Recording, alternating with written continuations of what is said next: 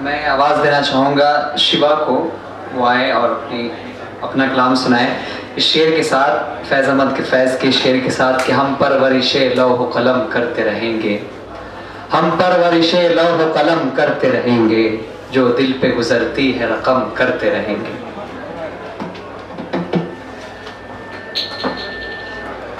शुक्रिया, आदाब एक बार फिर आप सबको।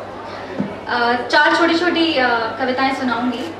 एक शहर से जब दूसरे शहर हम जाते हैं तब किसी शहर की कीमत पता चलती है, उसकी हर एक गली, हर एक पेड़ पौधे, हर चीज़ की कीमत पता चलती है। तो पहली कविता छोटी सी उसी के बारे में है।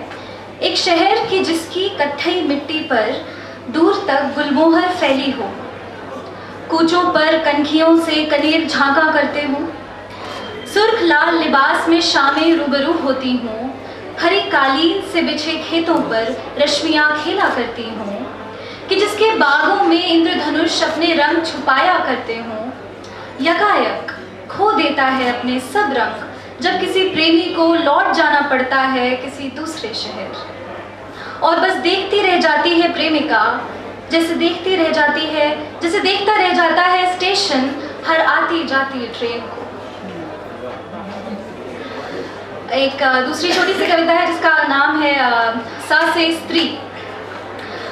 अजंता की नक्काशी, ताजमहल के मध्य सोई कब्र, झरनों के उपमान, चांद की खीज, राजवंशों की नींव में लगी दीमक, कृष्ण की बांसुरी का वादी सुर, कवियों की वैचारिक शून्यता, राम का अपराध बोध, विश्वामित्र की ग्लानि, लाज की सबसे विस्तृत परिभाषा, स्नेह का आधा स और पुरुष का अहम, कुछ भी अस्तित्व में ना होता अगर स्त्री की देह कोई आम देह होती। स्त्री की देह वह खंडर है जिसमें टूटती सभ्यताएं अपनी तमाम नाकामयाबियां छुपा इत्मीनान से इतिहास की किसी किताब में सो सकती हैं। स्त्री की देह में एक मंदिर का निर्माण समाज के पापों के शुद्धिकरण का रास्ता है।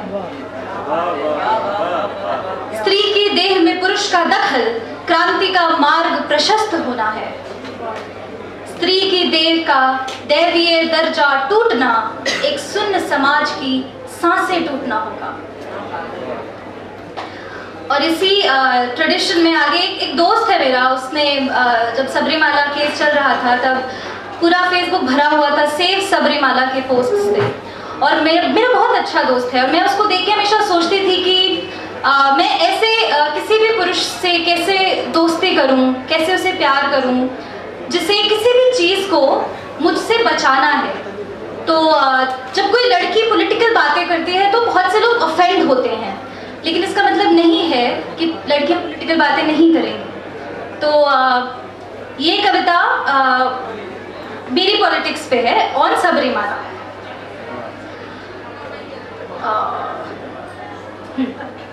मेरे बचपन के दोस्त, मेरे प्यारे दोस्त, मेरे टिफिन को छीन जीप से चाट जाने वाले दोस्त, मेरे अग्रज, मेरे भाई, मेरे हर मौन विलाप को भांप जाने वाले भाई, मेरे प्रेमी, मेरे साथी, मेरे देह की परिधि को अपने स्नेह से नाप जाने वाले साथी, क्या तुम्हें मालूम है कि जिस औरत के पांव की धूल से तुम्हें अपने मंदिर, मस्जिद, गिरजाघर बचाए रखने हैं, उस औरत की और मेरी संरचना हूबहू एक जैसी है।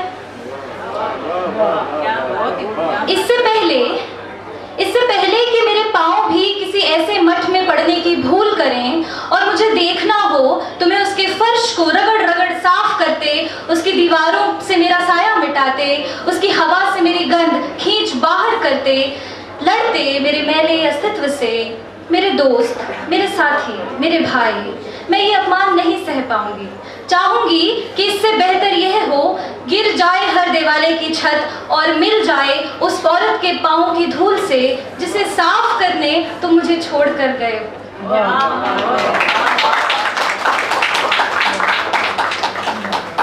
और ये अंतिम कविता हम सभी के अंदर एक कहीं ना कहीं एक ट्रोल छुपा हुआ है।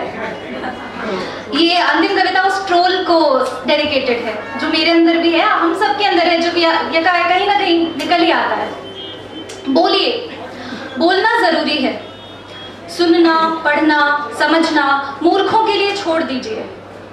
सत्ता की शय से बोलिए, चढ़ गई मैं से बोलिए, फ्रीडम ऑफ स्पीच के लिए बोलिए, अधिकतम आउटरीच के लिए बोलिए, मूर्ख ना लगने के लिए बोलिए, जनता बहरी है ठगने के लिए बोलिए, दूर तक बात पहुंचाने के लिए बोलिए, पास वाले की आवाज दबाने के लिए बोलिए, नॉलेज बखारने के लिए बोलिए, या यूं ही बस दुत्कारने के लिए बोलिए, क्रांति लाने के लिए बोलिए, भ्रांति फैलाने के लिए बोलिए, अधपके विचारों के लिए बोलिए, राजनीतिक शिकारों के लिए बोलिए, झूठ बोलिए, सच बोलिए, बस बोलिए, खचाखच बोलिए। सुनने से सुनाई दे जाता है सच और पढ़ने से दिखाई दे जाता है आईना, तो मुंह मिला है बस बोलिए।